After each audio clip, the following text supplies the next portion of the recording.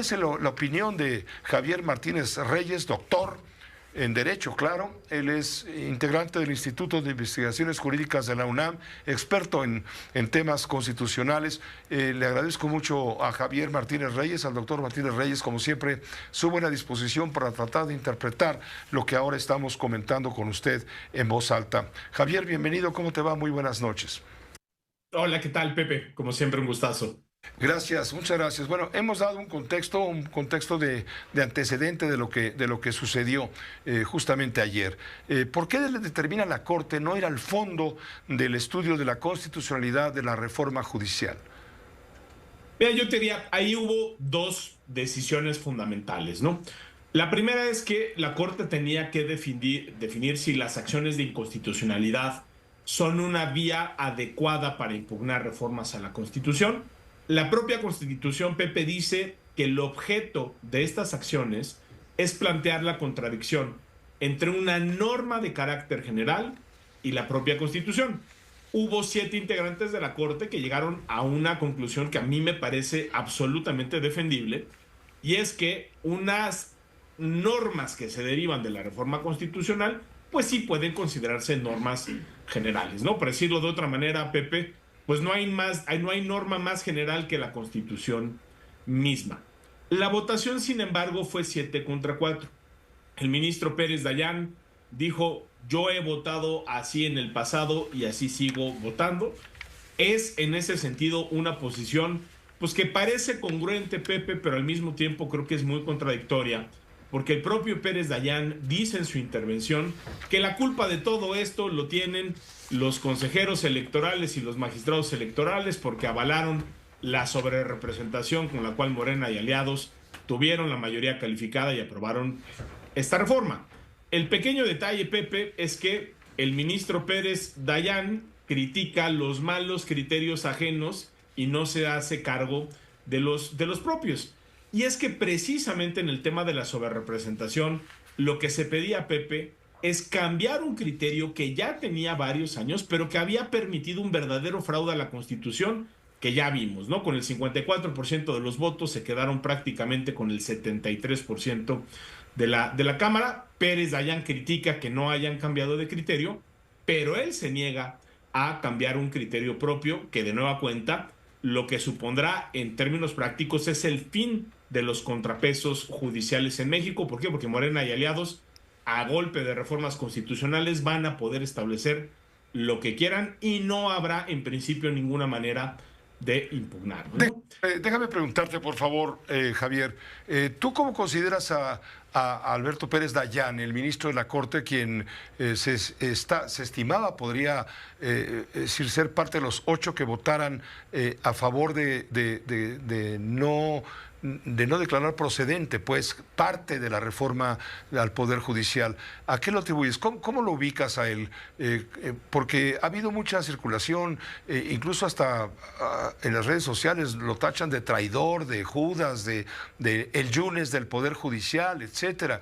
¿Tú qué opinas del ministro Pérez Dayán, quien era, por supuesto, era un villano para la Cuarta Transformación y ahora es merecedor de cualquier cantidad de apapachos, ¿no? De adulación?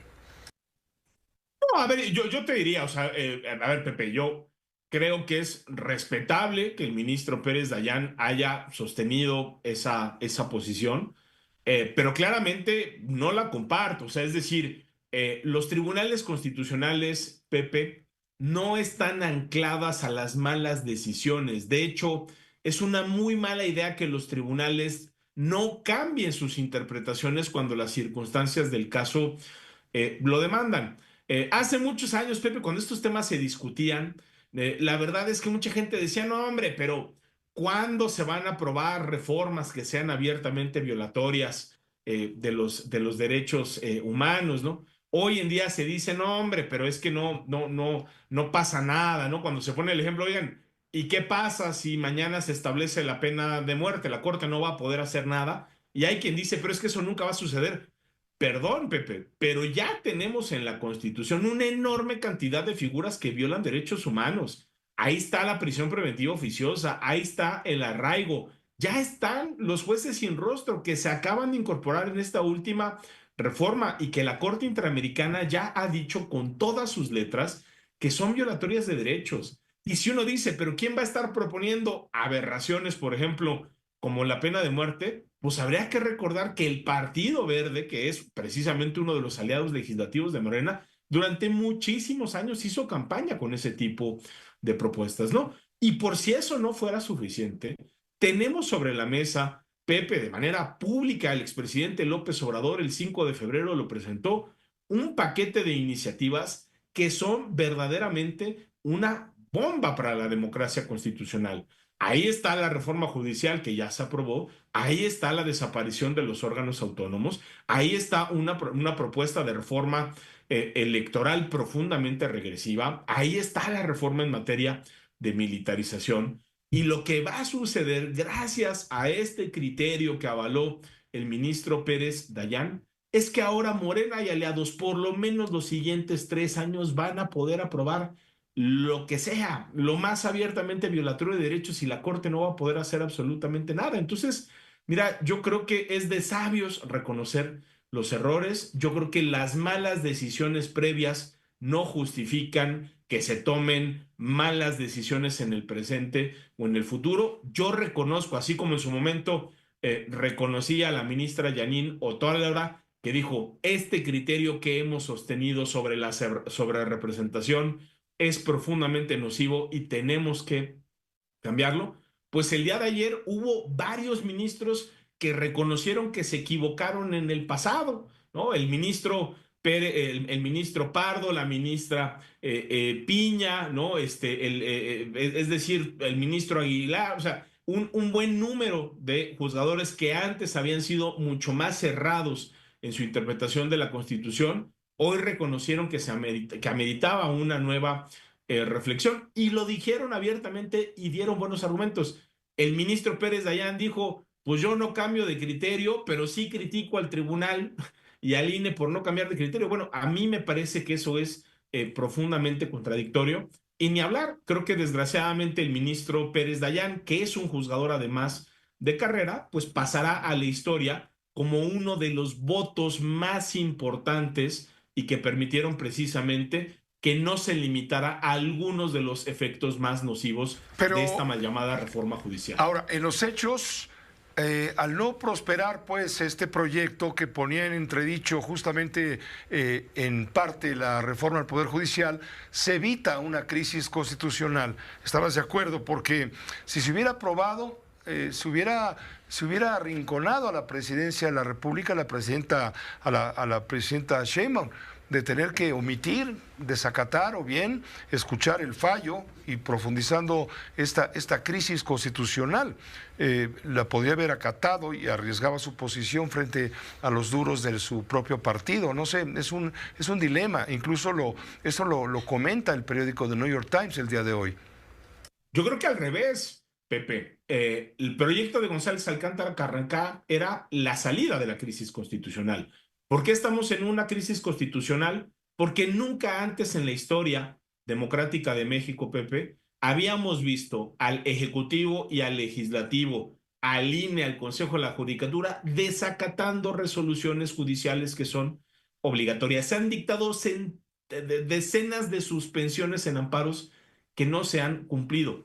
El proyecto del ministro González Alcántara Carrancá tenía la enorme virtud de que al invalidar esa destitución en masa de juezas y jueces, magistradas y magistrados, pues dejaba sin efecto esos amparos que se presentaron, dejaba sin materia también las suspensiones y permitía salir de la crisis constitucional.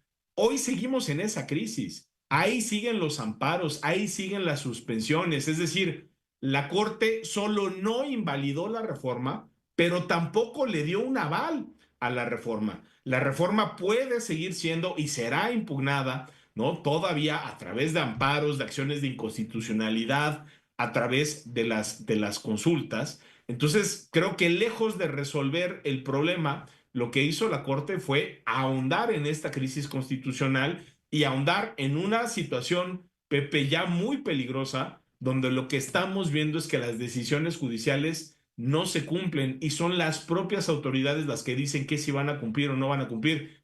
Esto es como si en un partido de fútbol uno de los equipos dijera, pues no le hacemos caso al árbitro. Oiga, es que ya marcaron el fuera de juego, pues le seguimos. Oiga, es que ya marcaron la falta, pues continúa el partido. Oiga, es que están sacando las tarjetas amarillas y las rojas, los jugadores se tienen que salir, pues no nos salimos y háganle como quieran. Bueno, pues cuando empiezan a suceder esas cosas, Pepe, lo que sucede es que o se acaba el partido o nos vamos a un nuevo juego donde es uno de los equipos quien decide las reglas del juego. Así estamos en México. ¿Dirías tú que la Morena y Corte, aliados están diciendo qué se vale y qué no se vale, ¿no? dirías tú que la Corte le ha puesto un broche de legitimidad al asalto del Ejecutivo y el Legislativo al Poder Judicial?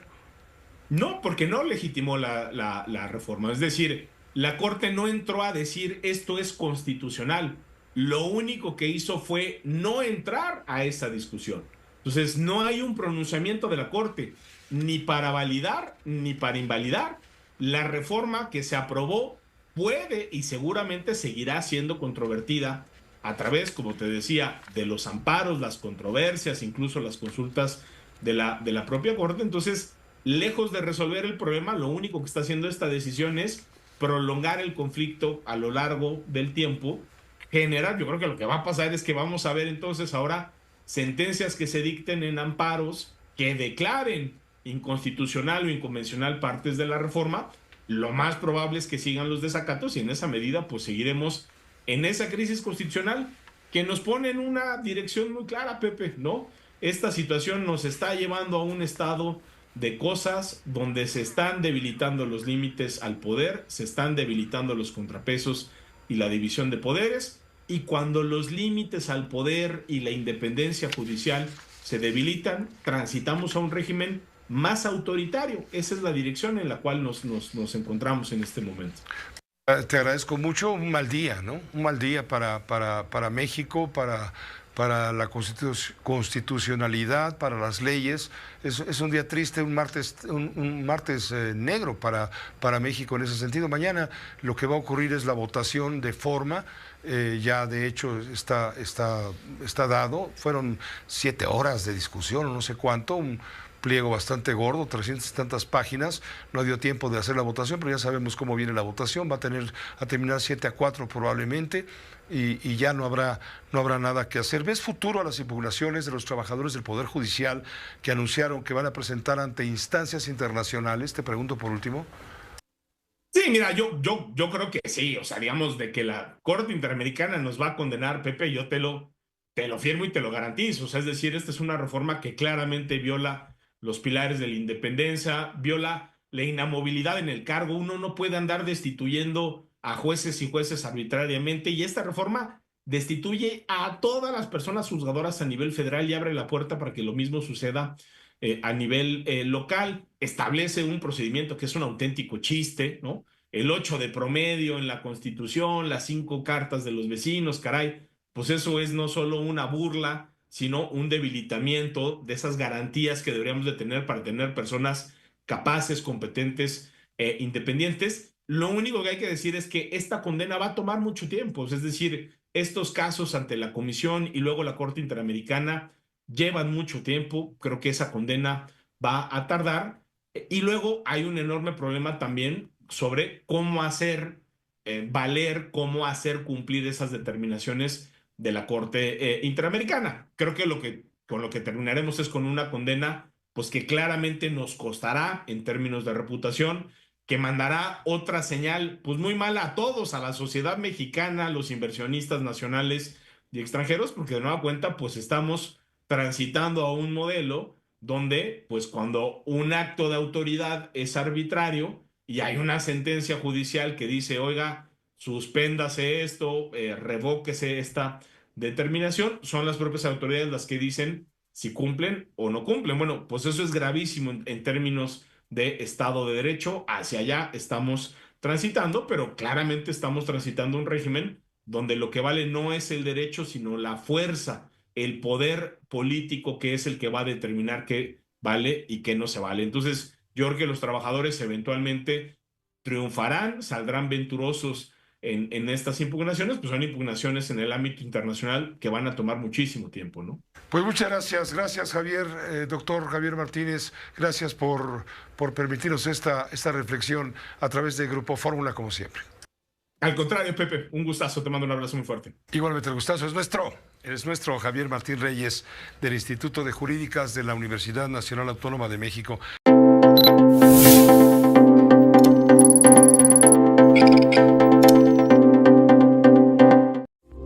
Esta fue una producción de Grupo Fórmula. Encuentra más contenido como este en radioformula.mx.